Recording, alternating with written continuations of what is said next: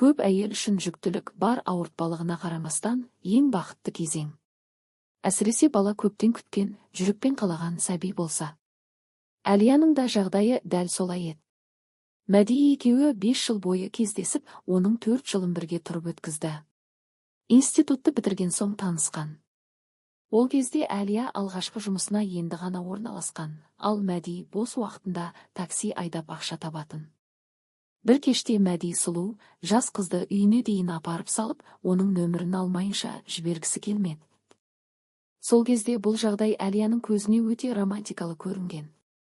Түсінікті де, жаздың жылы кеші, өзіне 19-ақ жастасың, ал сенің сұлулығыңа бір көргеннен қызыққан әдемі жігіт, тіпті ол таксист болса да.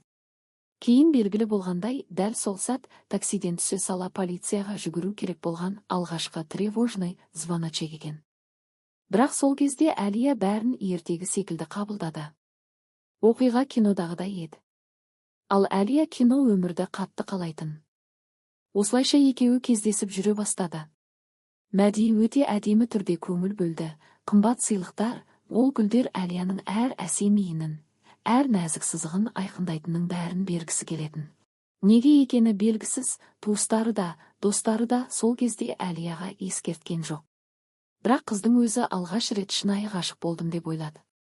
Мәди басқа жігіттерге ұқсамайтын, анайы әзілдер айтпайды, барларға ертіп бармайды, керісінше театрға, музейге шақырады, өнер, поэзия, философия жайлы сөйлейді. Нағыз аңғал қыздың басын айнал сол кезде. Қой. Сондықтан Матвей бірге тұрайық. Мұндай еркектер көп кездеспейді, еңбекқор, тәртіпті, мәдениетті. Анау туған күнімде қандай гүл әкелген еді, деп мақтаған. Сол кезде Алисия әлі түсінбеген. Өмірде бәрінің бағасы барын, бәрі сатылып алынатынын кейін біледі. Ол махаббаттың қанатымен Матвейдің көлігіне отырып, жаңа өмірге ұшып келгендей болды. Матвей жүгінді өзі көтеріп, тіпті қалған заттарды тасуға жүк көлігін шақырды. Алисия жалға алған пәтердегі көп затын тастап кетті, жаңа өмірге тек жақсысын ғана алып кеткісі келді. Ал ауыр естеліктер сол жерде қалсын деді. Бұл енді оның өмірі емес. Алып кеткісі келді. Ал ауыр естеліктер сол жерде қалсын деді. Бұл енді оның өмірі емес. Мәди қала шетіне жақын орналасқан кең 2 бөлмелі пәтерде тұратын. Айнала тыныш, адам аз, бірақ өзі сүйкімді аудан. Бұрын Әлия бұл жерде жиі түнеп жүретін, енді толыққанды үй иесі саналды. Дүкендер аз еді, ескі кеңестік үлгідегі дүкендер және бір супермаркет. Бірақ қазір түрлі жеткізу қызметтері бар заманда бұл аса қиындық тудырмайтын. Алайда көшіп келгеннен кейін Әлия күтпеген жаңа ережелер пайда болды. Оның өмірінің ендігі барлығы тек Мәдидің айналасында болуы керек екен. Егер сен қалаған уақытта қалаған адаммен қыдырып жүру бергің келсе, онда бұл көшудің қажеті жоқ еді, деді Мәди сабырлы, бірақ суық үнмен. Жоқ, мен олай деген жоқпын, деп күмілжіді Әлия. Мен дәл соны айтып тұрмын, деп ер адам даусын қатайта жауап берді. Құрбыларыңмен кездескің келсе, осында шақыр. Үй кең, сіздерге жетеді. Неге басқа жерге баруларың керек? Кейде серуендегің келеді, кафеде отырып демалғың келеді ғой, деп абыржып қалды Әлия. Кофе керек болса, үйде жасап іш. Кафе керек болса, менімен барасың. Ережелер түсінікті шығар. Бұл сөздерден кейін Әлия өзін бір түрлі өз өмірінен сезіне бастады. Оның онсыз да көп досы жоқ еді. Айына бір рет кездесетін жақын достармен байланысы ерекше болатын, сол нәзік жылылық Мәдиге мүлде ұнамайтын. Ал достарының арасында ер адамдар бар екенін естігенде Мәдидің ашуы лап етті. Әлияны қатаң түрде ескертіп, жаныңда ешқандай еркек болмайды. Болса қазір жинаған заттарыңды алып, бұрынғы жалдамалы пәтеріне қайт. Бұл сөздер қызды қатты шошытты. Сол күннен бастап ол бұл тақырыпты қозғаудан қорқатын болды. Бірақ Мәдидің талаптары мұнымен бітпеді. Әлияның өмірінен барлық ер адамдар толығымен жойылуы тиіс деді. Әуелі әлеуметтік желідегі таныстарды түгелі өшіру керек екен. Тіпті жұмыста ер әріптес бар екенін білсе, ол бөлім ауыстыруды, қызметін өзгертуді немесе жұмыстан кетуді талап ететін. Әлия мұндай бақылаудан қорқып, анасымен бөліспек болды. Бірақ анасы бұл жағдайды қалыпты қабылдады. Әлия, әкең басқа болды деп ойлайсың ба? Сөреден суретті алып, бұрынғы күйеуіне сүйсіне қарап. Бірде көршімізбен ет қуырудың тәсілін айтып тұрғанымда көріп қалып, 3 күн бойы сөйлеспей қойған. Саған бәрі қалыпты болып көріне ме? Деп күмәнмен ғана сұрады Әли. Ол жаңа өмірдің жаңа талаптары өзіне қалай қысым жасап жатқанын анық сезетін. Бірақ мәселенің түбін түсіндіріп айта алмайтын. Өйткені Мәди әрбір тыйымы мен уәжіне қарсы дәлел тауып қояды. Сені қызғанады, демек жақсы көреді. Еркектермен араласуға тыйым салады, демек сені жоғалтып алудан қорқады. Қайда баратыныңды, кіммен сөйлесетініңді толық бақылауда ұстайды. Сен әлі дұрыс қарым-қатынасқа үйренбегендіктен солай көрінеді. Бар еркек сондай. Бір-екі адамға қарап жұртты бағаламайды. Көпшілігі қызғаншақ, қызғаныштан өз адамын қасында ұстайтындар деген ойлар Әлияның санасына сіңе берді. Осындай кезде анасы дұрыс сөз айтып, қызына бағыт көрсетуі керек еді. Бірақ Елмира апа өмір тәжірибесі мол болғанымен кей мәселеде даналыққа жетпеген еді. Әрине, бұл қалыпты, қызым, деді ол сенімді түрде. Тіпті сонымен қоймай. Маған сенсең болады. Мен осы өмірде аз жүрген жоқпын. Қайсысы дұрыс адам, қайсысы бұзақы ажырата аламын деп қойды. Сол сәтте Әлия өз сезімдеріне күмәндана бастады. Мүмкін шынымен де бәрі тек үйреніспегендіктен қиын шығар.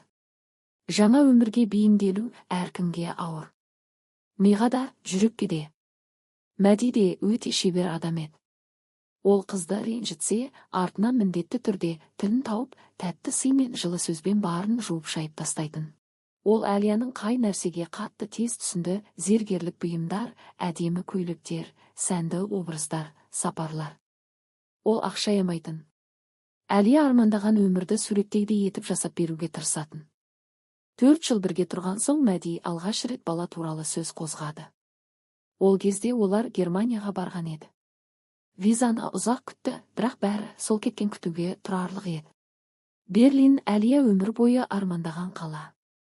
Сол жаққа табаны тигеннен қуаныштан есеңгіреп жүрді. Мәди де соны пайдаланып, міне, саған арманың орындалды, иә, деп ерекше мақтанышпен айтты. Иә, әрине. Дегенде Әлия шын бақытты болатын. 4 жылда көп нәрсе болды. Кейде Мәдидің қиын мінезіне шыдау тіпті мүмкін емес секілді көрінетін. Бірақ қызық неге екенін білмей, олар бәрібір бірге қалатын. Әлия кетем десе, Мәди де, анасы да. Қалай сонша асыра сілтейсің? Ертегі іздейсің бе? Ешкімнің өмірі ертегі емес. Бұл қарапайым тіршілік. Бәрінде болатын ұрыс керіс деп айтып кері қайтаратын. Және ең соңғы сәтте. Вичердің соңғы деңгейіндей Мәди міндетті түрде бір ерлігімен бәрін қайтадан бастайды. Германия сапары да солай болды. Ол Әлияның ең үлкен, бала кезден бергі арманы еді. Жасырынып тұрған сезім қайта жанданды. Әйел жүрегі нәзік қой, бірақ сәтте ерейді. Сонда Мәди бір түрлі ойыншылдау әрі суық мұқалуымен: енді менің арманымды орындаудың уақыты келді, деді. Әлия сәл абдырап қалды. Мәди оны белінен құшақтап, өзіне тақай түсіп, әлде бір ойды меңзегендей болды. Қыз одан алыстағысы келді, бірақ Мәди жібермеді. Сол кештен кейін олардың өмірінде жаңа кезең басталды. Олар ешқашан жүкті болу туралы терең сөйлеспеген. Мәдидің қалауы бар еді, бірақ нақты жоспарлы әңгіме болмаған. Ал керісінше, үйлену мәселесінде ол әрдайым қарсы шығатын, ал Әлия болса сол ойын қабылдап үйренген. Ең есте қалғаны бір түнгі ашық әңгіме еді. Екіде, Әлия ашумен: мен көңілдесі болып жүруден шаршадым, деді. Сонда Мәди сабырмен: шаршасаң тірі емессің, ешкім сені ұстап тұрған жоқ, деп есік жаққа көз қыстырды. Әлия аң-таң болды. Тіл қайырмақ болып еді, Мәди қасымен көзін: мен әйелмен некеге тұру үшін оған толық сенуім керек. Сен сатпайтынына, алдап кетпейтініне, менің өмірімдегі ең басты адам болатынына көзім жетуі тиіс. Мен оның бүкіл әлемі, оның орталығы болуым керек, деді. Оның даусы сондай жан ауыртқан, сондай драмалы шыққан еді. Сондықтан сол кеште Олеся өзіне ант берді. Ол Мәди үшін бәріне дайын, шыншыл, жанын қияр әйелге айналады. Өз мүддесінен оның мүддесін жоғары қояды. Ол бұның бәріне махаббат үшін шыдай алатынын дәлелдейді. Алайда, байғұс Әлия, дәл сол сәтте саған психолог ауадай қажет еді. Мүмкін, Мәди бір-бірлеп алыстатып жіберген құрбылары қасында қалғанда, олар саған: мұндай адамнан қашу керек, артыңа бір ретте қарамай, деп айтар ма еді. Бірақ Әлия шындықты көрмейтін. Сондықтан Мәди келесі қадам жасағанда, ол алғашында қорқып, ұялып қалғанымен кейін көзі ашылғандай болды. Бұл ол сынақтан өтті деген сөз деп ойлады ол. Мәди оған енді сенеді, оны шынымен өмірлік жары ретінде қабылдайды. Тіпті мүмкін, балалы болғысы келсе, бәрі үйленуге қарай келе жатыр деп шешті Әлия. Алғашқы қуанышын анасына жеткізді. Сен жүкті болып қалдың ба? Деп таңданыспен дауысы шығып кетті Елмира апаның. Ол сөздер Әлияның жүрегін тілім-тілім етіп өтті. Жоқ, әлі. Бірақ қатты тырысып жүрміз, деді қызы, ияң күлімдеп. Анасының жүзінде нәзік риза күлкі пайда болды. Мама, ол мені ақыры сол адамын деп қабылдады ау деймін. Иә, солай ғой. Балалар туралы өз айтқаннан кейін. Әрине, деп апасы сөзін шегелеп тастады. Ол саған жайдан жай ұсыныс жасамайды. Салихалы, салмақты жігіт. Қызым, мақтан. Ақыры өз бақытыңды алдың. Бақыттан бал болжанған Олесаның сол кезде ойына да келмепті. Сол сәт оның ең қатталданған сәт екенін. Мәди тіпті бір рет: ол балалы болуға дайын ба? Деп сұрап та қоймаған. Қанша ойланса да, бәрі бір нәрсені көрсетті. Бұл үйде, егер оны үйдеуге келсе, Әлияның бірде-бір сөзі маңызды емес еді. Ол әдемі ойыншық секілді болатын. Көз қуантатын фарфор мүсіншесі секілді. Ал оның өз сезімдері кімді мазалаған? Ең ауыры, бұл Мәдимен алғашқы рет бастан өткеру емес еді. Әлияның анасы да қызының пікіріне ешқашан құлақ аспайтын. Ал өгей әкесі мүлде енжар адам болатын. Осындай отбасында өскен қыз қалайша Мәди секілді адамға түсіп қалмасын? Тек сондай нәзік, өзіне сенімсіз, жалғыз, бағалауды аңсайтын қыздар ғана осындай тұзаққа түседі. Олардың шын арманы Германия емес. Оларды біреу шын жақсы көрсе болды. Бірақ бір сәт тағдыр Әлияны қорғап қалды. Мәди жүкті болмағанына ашуланып жүргенде, тез ақыры екі сызық көрсетті. Осы жаңалықты ол таңғы ас кезінде салтанатты түрде жеткізді. Мәди басын изеді де: жедел түрде әйелдер кеңесіне жаздырамын. Такси ақшасын қалдырамын, деді. Такси? Ал сен ше? Менің алғашқы 30 ғой. Біздің балапанымызды алғаш көретін кез. Мен ондай сезімтал адам емеспін, Әлия. Оның үстіне жұмысым көп. Телефонның басында көтерген жоқ. Сол кезде Әлия әлі білмейтін еді. Бүкіл жүктілігі жалғыз өтетінін. Мәди бірде-бір рет бірге бармады.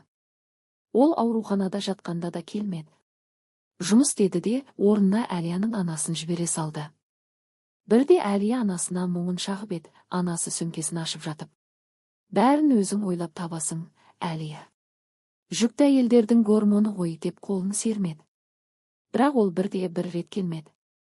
Әлияның үнінде өкпе мен мұң қатар тұрған. Еркек үйде отырмайды, ақша табады. Ауруханада не істесін деп кесіп тастады анасы. Әлия оның сөзіне сенгісі келді. Иә, расында жұмыс деп жүргені дұрыс шығар деп өзін жұбатты. Бірақ жүрек ауырды. Ауруханадан шыққанда да таксимен келді. Іші үлкен, жүруі қиын. Таксист өзі аяп, сөмкелерін көтеруге көмектескен. Егер Әлия сол кездегі жылы сөз бен қайырымды әрекет қандай салдарға келетінін білсе, ол сол көмектен мың рет бас тартар еді. Кешке есіктің құлпы сықырлаған сәт, Әлия бірден жайнап кетті. Ол Мәдиді бір ай көрмеген. Сағынышы соншалық. Бар өкпесін, бар мұңын ұмытуға дайын еді. Ең бастысы, ол жанымда тірі, жылы, мені жақсы көреді, деп ойлады. Әлия дәлізге жүгіріп шықты да, ерінің кеудесіне жабыса кетті. Бірақ оған үйреншікті терең құшақтауда, ыстық сүйісте бұйырмады, оның орнына мұздай әрі қатқыл қарсылық сезілді. Әлия не болып жатқанын түсініп те үлгермеді. Мәди оның қолын шалт қимылмен итеріп жіберді, қыз жерге құлап түсті. Ол қызға сондай менсінбей, сондай жек көре қарай төніп тұрды. Әлия сол жерде шынымен қалтырап кетті. Мәди, не болды? Не болды дейсің бе? Оның даусында ешқандай махаббат жоқ еді. Тек қана суық, табиғи менмендік. Өзіңнің әлі атымды білетінің қандай жақсы. Оны да ұмытып кеткен шығар деп ойлағамын. Сен не айтып тұрсың? Не айтып тұрмын ба? Мәди қабағын көтерді. Ол емес, тұтас бір биік жартастай болып Әлияның үстінен төніп тұрды, суық, қатыгез, мейірімсіз. Маған сен өзіңе әлдеқашан жаңа біреуді тауып алған сияқты болып көрінді. Қандай біреу? Мәди, сен не айтып тұрсың? Мен сені ғана жақсы көремін. Мен сен үшін жұмысымды да тастадым. Мен сен үшін. Алисия толықтай дірілдеп тұрды. Ішіндегі истерика сыртқа атылып шығуға шақ қалды. Бірақ Мәдиге адам сезімі әсер етпейтін. Бүгін бір еркектің сені үйдің есігіне дейін жеткізіп, сосын біздің үйге кіріп кеткенін көрдім. Бұны қалай түсіндіресің? Сен оны қайдан білесің? Бұл әлсіз, орынсыз сұрақ еді. Кінәсін мойындаған адамның сөзіне ұқсап тұрды. Бірақ сол сәтте Әлияның айтар басқа еш сөзі болмады. Мәди мырс етіп күлді. Оның қолынан қармап ауыртып бөлмеге сүйреп апарды. Үстелдің үстінде ноутбук тұр еді. Алисия ол затқа ешқашан қол тигізбейтін. Мәдидің барлық техникасы қол сұғуға болмайтын қасиетті зат сияқты болатын. Ол тек Мәди рұқсат еткен киімін ғана жуатын.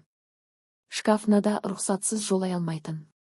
Ал телефон, әлеуметтік желі, хабарламалардың барлығына Мәди толық қол жеткізуді талап ететін. Бұл олардың үйіндегі биліктің ережесі болатын. Аш, деді ол бұйырып. Мен сенің заттарыңа тиіспеймін. Аш, дедім. Әлия дірілдеген қолымен ноутбукты көтерді. Экран жанып, жұмыс үстелі ашылды. Артынша бір бағдарлама автоматты түрде қосылды. Үлкейтіп аш, деді Мәди. Әлия батырманы басты. Экранда ондаған кішкентай терезе пайда болды. Олардың бәрі үйдің ішінде орнатылған жасырын камералардан тікелей бейне көрсетіп тұр. Бұларды қашан орнаттың? Даусы дірілдеп шықты. Оның саған еш қатысы жоқ. Мен саған есеп беруге міндетті емеспін. Сол жақтан 5-шісін аш. Әли ашты. Экранда таксистің оның сумкаларын көтеріп үйге кіргізген сәті көрсетілді. Басқа ештеңе жоқ еді. Мұнда қандай жамандық көріп тұрсың? Деді Әлия. Әзірге төсегімізде емес екеніне шүкір шығар, деді Мәди тістерін қысып. Сен не сандырақтап тұрсың? Бұл жай ғана таксист. Ол маған көмектесті, болды. Мәди оны итеріп өзі тачпадқа қол созды. Терезелерді жауып бағдарламаны толық өшірді. Камераларды өшірдің бе? Деді Әлия үміттеніп. Дәл солай. Ох, рахмет Богу.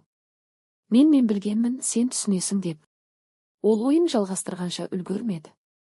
Мәди оның иығынан шап беріп ұстап, бір қолымен орындыққа жабыстырып, екінші қолындағы шүберекті оның бетіне басып жіберді. Өткір иіс мұрнын жарып өтті. Әлияның көзі жұмылып, денесі босайды. Мәди қаланың шетіндегі орманға жақын үйде тұратын. Көршілер байқап қоймау үшін ол қараңғылық түскенше күтті. Әлия есін жия алмай жатқанда, оны көтеріп машинаға апарып салды. Есін жия бастағанда ол өзін көліктің артқы орындығында жатқанын сезді. Машина сілкіне бастады, демек, жол тегіс емес, қалаға емес, сыртқа кетіп бара жатыр. Әлияның жүрегі мұздап, қолын бірден ішіне басты. Ішіндегі бала ауырлағандай болды, әлде қорқыныш солай сездірді ме, өзі де білмеді. Бірнеше рет сөйлегісі келді. Мәди, тоқтайық. Бәрін ұмытайық. Бәрін қайта бастайық дегісі келді. Бірақ мұндай жағдайдан кейін қалаға қайта оралу мүмкін бе еді? Ең қиыны, анасы бұған да ақтау тауып берерін ойлады. Әр екінші еркек қызғаншақ болады деп. Камера қойса да, жүкті әйелін далаға алып кетсе де, бәр қалыпты деп. Ал Әлия дәл сол сәтте осының бәрінің қалыпты еместігін түсінді. Әлия дұға оқуды білмейтін. Бірақ дәл қазір ол шын ниетімен, бар жүрегімен жалбарынып отырды. Дұға мәтіндермен емес, қарапайым сөздермен. Ішіндегі сәбиін қорғауды сұрады. Ол әлі дүниеге келмеді, оны сақтап қалшы деп өтінді. Машина баяу жылдамдығын азайта бастады. Сосын мүлде тоқтады. Мәди моторды өшірді. Сыртта есік ашылған дыбыс естілді. Әлия өзін әлі есін жимаған кейіпте ұстап жатты. Бірақ жүректі қарып өтетін Мәдидің даусы сыбырлап жетті. Жатпай-ақ қой. Оянғаныңды көріп тұрмын. Сен маған не істегің келеді? Демек бітті деп ойлады қыз. Саған тиесілісін. Саған да сен сияқты істейтіндердің бәріне тиесілі нәрсені. Әлия жауап беруге үлгермеді. Мәди оны машинаның ішінен сүйреп шығарып, жерге лақтырып жіберді. Қыз қолдарын алға созып үлгермесе, ең қымбат жері соғылар. Түн тып-тыныш еді. Орман да үнсіз. Бүкіл табиғат боп-бос, қатып қалғандай, дәл осы жерде қазір бір сұмдық болатынын сезіп тұрғандай. Мәди багажникті ашты. Ішінен күрек шығарды. Ештеңе деместен жер қаза бастады. Мәди өтінемін деді Әлия дірілдеп. Ол тізерлеп барып қасындағы адамға жабыса кетті. Қорланған, қуаныш көрмеген мысықтай аяғына оратылды. Үйге қайтайықшы, бәрін ұмытайық, өтінемін. Бүгіннен бастап сенің жаңа үйің осы болады, деді еркек қорқынышты күлкімен. Ай сәулесі оның көзіндегі есуас шарқылды анық көрсетіп тұрды. Әлия шошып артқа жылжыды. Күрек сарт-сұрт етіп жерді ойып жатыр. Қыз ағаштың түбіне тығылып болған іске мойынсұнып отырды. Ол түсінді, мұндай еркектен қашып құтыла алмайды. Күш жетпейді. Эмоциясын ұстай алмай, өксіп жылап жіберді. Үнсіз бол, деп ақырды Мәди. Айқайыңды тыңдағым келмейді. Онымен жатқанда бұлай өкірмеген шығарсың. Ал шешеңе не дейсің? Не деп бетіне қарайсың? Сені түрмеге қояды, деді Әлия айқайлап. Дәлел қайда? Мәди жын соққандай күліп жіберді. Қатты, тоқтатусыз. Әлия бетін жауып жылап отырды. Сол сәтте күлкі күрт тиылды. Әлия басын көтеріп үлгермей жатып, Мәди жерге нығарлана құлағанын көрді. Оның үстінде ұзын бойлы, иықты бір ер адам тұрды. Ол бірден Әлияға қарады. Жүріңіз, деді жұмсақ дауыспен. Даусы жұмсақ болғанмен, қолдары ірі, дөрекет. Ол Әлияны ақырын көтермек болды. Ауыртып жібердім бе? Деп қорыққан үнмен сұрады. Жоқ, мен шамадан тыс қорқып кеттім, деді Әлия, демі үзілгендей. Ер адам ештеңе деместен оны машинаға дейін жетелеп апарып, артқы орындыққа жанын салып отырғызды. Өзі қайта Мәдиге жақындады. Терезеден Әлия оның Мәдидің қалталарын ақтарып тұрғанын көрді. Сосын машинаға қайта келді. Тек кілттерін ғана алдым, деді ол өзін ақтағандай. Жаяу баруға уақыт жоқ. Сізді тезірек ауруханаға апару керек. Олар көлікті оталдырып зымырап кетті. Бұл Әлияның өміріндегі ең сұмдық түн еді. Ол бітіп болмастай көрінді. Ішіндегі сәби қарқында ауырлап демалуды да ұмыттырып жіберді. Айтыңызшы, Мәди, ол тірі ме? Тірі, деді ер адам. 1-2 сағат ес-түссіз жатады. Сосын оянады. Менің кеңесім, тез арада арыз жазып тастаңыз. Мұндай адамдар тоқтамайды. Сенің қашқаныңды кешірмейді. Мен мұндайларды көп көрдім. Осы сөздер Әлияның тұла бойын мұз қылып жіберді. Бұл кім өзі? Менің құтқарушым кім? Айтыңызшы, сіз кімсіз? Маған сенің оны білгеніңнің қажеті жоқ, деді ол жай ғана. Кейде білмеген дұрыс болады. Еш болмаса атыңызды айтыңызшы, өтінем, деді қыз шын жүректен. Ер адам айнадан оған қарады. Қара көздері өте терең, өте мұңлы еді. Менің есімім Асхат, деді. Рахмет сізге, Асхат, деп сыбырлады қыз. Сол сәтте ішін тағы бір қатты толғақ қысып өтті. Олар ауруханаға 40 минутта жетті. Асхат машинаны тоқтатты. Айналаны шолып шықты. Көше бос екен. Ол сыртқа шығып, Әлияны машинадан түсіріп, қолтығынан демеді. Қыз әрең тұр. Өкінішке қарай мен сізбен бірге кіре алмаймын. Мені көрсе жалпы болмасы бар. Әлияның сұрақ қоюға да шамасы қалмады. Осылайша Асхат түндігін жамылып жоғалып кетті. Сіз айқайлап көмек сұраңыз. Мен сізді осында қалдырамын, деді Асхат. Түсіндірудің қажеті жоқ. Осы сәтте Әлия өзіне де түсініксіз бір сезіммен оның қолынан ұстап қалды. Мен бәрін түсінем. Сіз менің ғана емес, ішімдегі баланың да өмірін сақтап қалдыңыз. Бұдан артықты сұрауға менің шамам жоқ. Асхат оның қолын ақырын қысып қоштасқандай болды. Сосын қызға бірнеше қадам жасауға көмектесті. Әлия зорға қозғалды, ауырлаған іші оны екі бүктеп тұрғандай. Аяғын әрең басып өте баяу, өте сақ жүрді. Кіреберістегі 4 ақ баспалдақ оған таудай көрінді. Әр сатыға тізесі қалтырап шықты да, ақыры қабылдау бөліміне қарай сүйеніп келді. Асхат оған соңғы рет басын изеп көлікке отырып, газды басып жіберді. Машина ауыр дыбыспен ыңыранды да, келесі сәтте түнгі көшемен зу етіп кете барды. Әлия оның соңынан ұзақ алмай қарап тұрды. Сосын қоңырауды басты. Кім ол? Деді бірнеше минуттан соң мүлдем ояна қоймаған, шаршаңқы қарт дауыс. Мен босанып жатырмын, деді Әлия әлсіз үнмен, және сол жерде судай төгіліп, салқын плиткаға сырғып құлады. Денеге жайылған салқындықпен тып-тыныштық оны баурап бара жатты. 30 секунд өтпей ауруханадан бүкіл дежурный бригада жүгіріп шықты. Есінен танып қалған Әлияны зембілге салып, бірден операция бөлмесіне алып кетті. Бұл санау әлі басталмаған еді, бірақ қыздың жағдайы өте ауыр болды. Шұғыл түрде кесар тілігі қажет.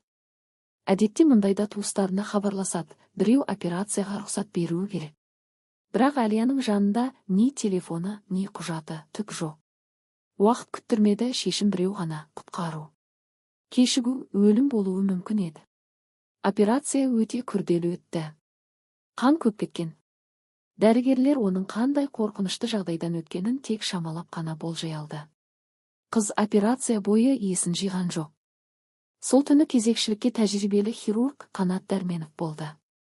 Барлық ең қиын науқастарды қабылдайтын сол. Ол абыройын қатерге тігіп болса да, қызды құтқаруға кірісті. Бірнеше сағатқа созылған ауыр операциядан кейін ғана сыртқа шығуға мүмкіндік тапты. Акушерка оның соңынан жүгіріп шықты, қолында әлсіз ғана жылап жатқан кішкентай ұл бала бар. Кейбір босанулар қыздардың жасаған күнәсінің өз жазасы сияқты, деді ол жас көмекшісі Антошкаға. Бұл оның бірінші күрделі операцияға қатысуы еді. Ал қыз тірі қала ма? Деді Антош дірілдеген қолдарını жасырмақ болып. Сен мына қолыңмен хирургияға келуді ойлапсың, деп күліп алды Қанат Дәрменов. Кофе аппаратындағы батырманы қатты басып, оны ішке кіргізіп жіберді. Тірі қалады. Міндетті түрде. Оған әлі ұлын өсіру керек. Ояна салысымен полиция шақырыңдар. Мейірбике бұйрықты тура түсінді. Әлия есін жинай бастағанда, палатада көптен күтіп тұрған тергеуші отыр еді. Бұл шамамен 60-қа келген, бойшаң, шашына ақ түскен әйел. Бет әлпеті жүдеу, бірақ көзі өткір. Әлияның оянғанда көрген алғашқы адамы сол болды. Қайырлы күн, деді әйел жұмсақ қана. Менің атым Майра Ғабдолқызы, полиция майоры, тергеушімін. Біз сізбен сөйлесуіміз керек. Өзіңіз туралы бірдеңе есіңізде ме? Мен Әлия палатаға тұманмен қарады. Сосын кенет көзі шарасынан шыға жаздап, менің балам қайда? Ол қолын көтермек болды, бірақ денесі бағынбады. Миы оянып үлгермеген, ал қол аяқ тіпті қозғала алмады. Тергеуші оның қолын жұмсақ қысып қойды. Менің деректерім бойынша сіз босандыңыз. Баламан. Егер рұқсат етсеңіз, қазір сізбен сөйлесуім керек. Не болғанын анықтау қажет. Әлия бір сәтке ғана ойланып қалды. Бар жоғы 1 секунд. Ештеңе айтпай-ақ қояйын ба? Үйден сүтке шықтым, телефон ұмыттым, содан ауруханаға әрең жеттім. Деген өтірік әңгімені ойына алып келді. Бірақ дәл сол секунд жүрегін қарып өтті. Бұл, ол әлі де Мәдиді жақсы көретінін білдіретін ауыр шындық еді. Ал ол адам оған адам айтқысыз азап көрсетті. Ешкім ондай жазаға лайық емес. Сондықтан Әлия бәрін бастан аяқ шынайы, жасырмай айтып берді. Әр секундын, әр қатесін, әр жанжарасын. Тергеуші оны бөлмеді. Бірде-бір рет. Керісінше кей сәттерде тыныш қана бас изеп, кішкене сабырға шақырып отырды. Қыз эмоциядан қайта есінен танайын деп тұрғандай болатын. Әңгіме тәмам болғанда Майра Ғабдолқызы ауыр дем алып, папканы резинкамен жауып қойды. Иә, Әлия ханым, деді майор әйел ауыр күрсініп, мен жұмысымда талай сұмдық көрдім. Бірақ сіз соңғы 5 жылды нағыз тозақта өткізгенсіз. Бұл әңгімені айту сізге қанша күшке түскенін білмеймін, бірақ біліп қойыңыз, сіз мұны босқа істеген жоқсыз. Оны енді түрмеге қамайды ма? Деді Әлия қарлығып. Жұтылған жылау тамағына тығылып қалған еді. Қамаймыз, мен қолымнан келгеннің бәрін жасаймын. Ал сіз өзіңізді күтіңіз, деді Майра Ғабдолқызы. Әркімге бұндай сәттілік бұйырмайды. Сіз шынымен бақыт жұлдызының астында туғансыз, қазір олай сезілмесе де. Өзіңізді де, ұлыңызды да қорғаңыз. Майор кетіп қалғанда палатада ауыр тыныштық қалды. Әлияның шаршауы қайта басып, көздері ілініп кете жаздады. Арада 1 сағат өткенде оған емізуге сәбиін әкелді. Сол сәт қандай нәзік, қандай жанға жылы еді, бірақ бәрін желдей ұшырған анасы палатаға лап қойып кірген қалпы. Ай, қызым-ай, қалай бұлай болды? Неге бәрі сонша ауыр өтті? Деп анасы Әлияны аяп жыламсырап сөйлеп жатты. Әлия ауыр дем алды. Мәдидің де сіңірген еңбегі бар. Тағы да Мәдиді кінәлап отырсың ба? Деді анасы шамданып. Бірде ауруханаға келмеді деп ренжисің, енді міне. Ол мені орманға алып кетті, деді Әлия сыбырлап. Сосын анасына бәрін қайта баяндады. Бірақ бұл жол айтқан әлде қайда ауыр тиді. Өйткені анасы алдында бір сәтке болсын әлсіз, қорғансыз болғысы келген. Алайда анасының жауабы оны мұздай қатырды. Қиын болған, әрине, деді анасы бір түрлі тұтығып. Бірақ сен оған арыз жазбайсың ғой? Иә. Не? Деді Әлия сілейіп. Мама, мен әлдеқашан арыз жаздым. Сен түсінесің бе, егер ол кісі болмағанда, мен де, балам да. Қойшы, Әлия. Деп кесіп тастады анасы. Еркек болған соң ашуланып қалған шығар. Ештеңе істемес еді саған. Қазір бәлкім сол орманда тоңып жатқан шығар. Байғыз. Мама, сен қай жақтасың өзі? Шындық жағында, қызым, деді анасы қабағын түйіп. Ондай жақсы ақшалы жігітті қайдан табасың? Абьюзер болса несі бар? Әлия ернін тістеді. Қолында жаңа туған сәби. Ал жүрегі өзіне деген аяушылықтан жаншылып тұрды. Анасы тіпті немересіне бір ретте қарамады. Бәрі Мәди туралы. Мама, кетші. Анасы тістерін қышыр еткізіп. Не дедің? Естідің, шық, деді қызы. Орнықпай тұрған анасы бірдеңе айтып үлгермей жатып келген медбике оны палата сыртқа шығарып жіберді. Палата тынышталғанда Әлия ұлын құшағына басты. Уайымдама, Қасымжан, бәрін жеңеміз. Бізге ешкім керек емес, деді ұлына. Ол алда әлі талай қиын күндер барын сезді. Бәлкім Мәдиді полиция тез тауып, тиісті жазасын береді. Ал бермесе, Әлияның өзі оны табуға әзір еді. Кейін ол бірнеше рет майор Майра Ғабдолқызынан өз құтқарушысы туралы сұрады. Бірақ әйел иығын ғана көтерді. Білмеймін, мүмкін қашып жүрген сотталған болуы мүмкін. Сотталған? Иә, сол түні бізде бір қылмыскерге іздеу жарияланған. Сипаттамасы сіз айтқан адамға ұқсайды. Білмеймін, сізді шынымен құтқарғысы келді ме, әлде тек көлік қажет болды ма? Иә, бәлкім, көлік керек болған шығар, деді Әлия. Шындығында мұның мәнісі жоқ еді. Қандай себеп болса да, ол адам Әлия үшін мәңгілікке құтқарушы батыр болып қалды. Өйткені дәл сол түні Әлия өмірді жаңа қырынан түсінді.